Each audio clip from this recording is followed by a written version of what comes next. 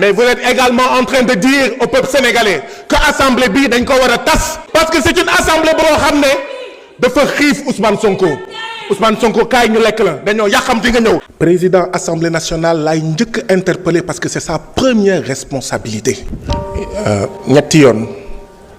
ñetti yoon gën saa néew ci ñaari at yii weesu j'ai posé la même question lan moo tax en 2 ans ma bind 20 propositions de commission d'enquête parlementaire président ak bureau bi duñ ko xool li nga ma tontu loolu nga ma tontu loolu la ma ñeneen tontu ñii naan c'est pas l'ordre du jour ñu dàq ko. fii laa yàgg wax ne ay député mënuñu dugal ay propositions kenn du leen traité yeneen député dugal proposition ñu ne ñukk proposition yu ko jiitu ñu waxtaan ci seen proposition.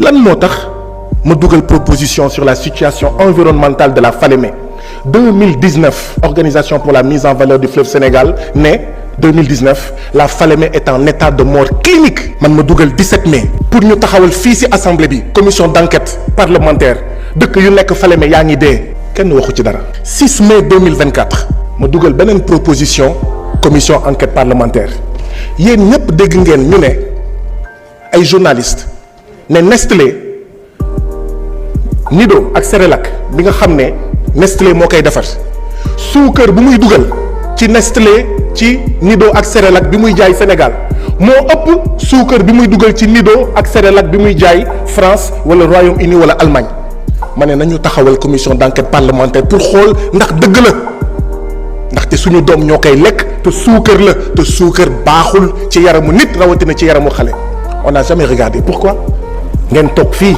di ko seetaan. le 7 mai 2024 ma dugal commission d'enquête parlementaire sur la situation des travailleurs du fonds d'entretien routier autonome FERA plus de 20 000 travailleurs 6 mois sans salaire 8 mois ñenn ñi ñu ngi ci 12 mois sans salaire assemblée ne yoonam newu ci du ci yéey du ci yàppi et ça concerne les enfants sénégalais les nourrissons sénégalais leur santé. le 7 mai la situation du programme des jeunes xëyu ndaw ñi commission d'enquête parlementaire ñu ne duñ ko xool. le 30 avril commission d'enquête parlementaire sur le matériel agricole les semences et les engrais subventionnés ñu ne premier ministre na ñëw. vous pensez que c'est sérieux?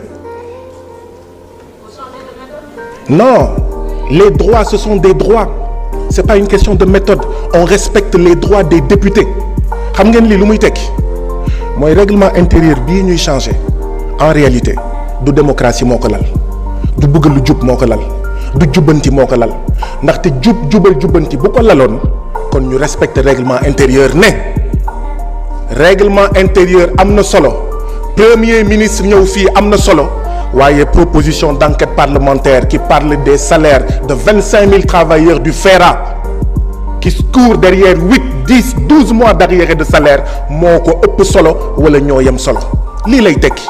l'Assemblée nationale en réalité je ne vous parle pas vous vous causez du tort parce que en ayant cette posture da ngeen di wan askanu Sénégal ne liggéeykatu FERA yi seen yoon newu ci. vous pensez que mën ngeen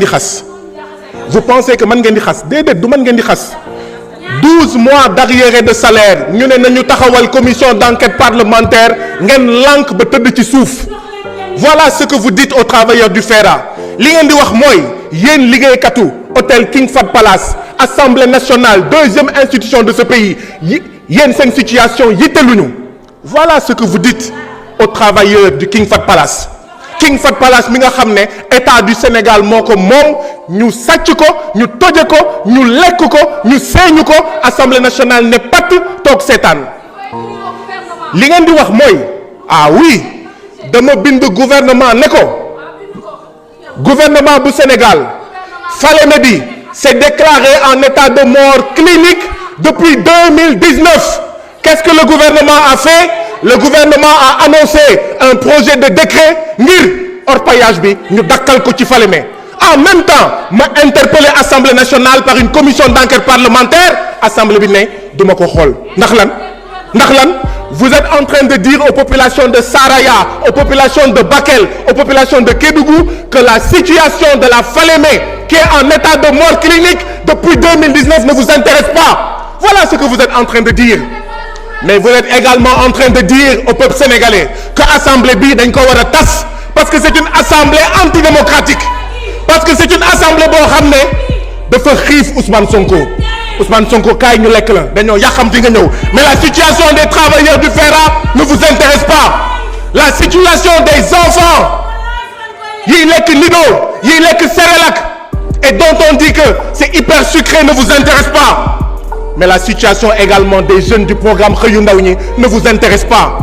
Parce que dama déposer commission d'enquête parlementaire ngeen lànk bañ ba tëdd ci suuf ne du ngeen ko xool. Président bi ndeysaan mu toog rek ndeysaan xamul lu muy wax ngeen fo ne dëgg la ñu naan ce n'est pas à l'ordre du jour. Quand est-ce que ce sera à l'ordre du jour et où est-ce que ce sera à l'ordre du jour? Ba pare monsieur le président ngay wër naan waaw c'est-à-dire Guy Marius Sagna dafa war a waxtaan ak yeneen député ñu soutenir ko ban soutenir. Le règlement intérieur me donne le droit de déposer des propositions de commission d'enquête parlementaire. Il y a parmi vous qui sont honnêtes, qui sont respectables et respectés et qui se taisent sur ces injustices qui se déroulent depuis 2 ans. Vous le savez, un droit il doit être respecté. Vous ne le faites pas contre moi, mais vous le faites contre les jeunes du programme Xëyu Ndaw ñi. Vous ne le faites pas contre moi, mais vous le faites contre les paysans.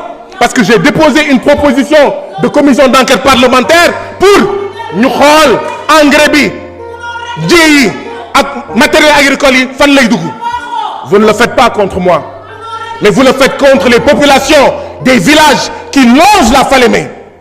Ku nekk ne pat waaye ay bu nekkoon mbiru poste ay bu nekkoon mbiru poste ay bu nekkoon mbiru pal yéen ñëpp di ngeen màbb di xëccoo. waaye comme il s'agit des travailleurs du FERA ngeen ne pat, comme il s'agit des travailleurs de l'hôtel King Fahd Palace ngeen ne pat, comme il s'agit des paysans ngeen ne pat. Honte à cette assemblée, dissolution de l'Assemblée nationale. Ouais, merci.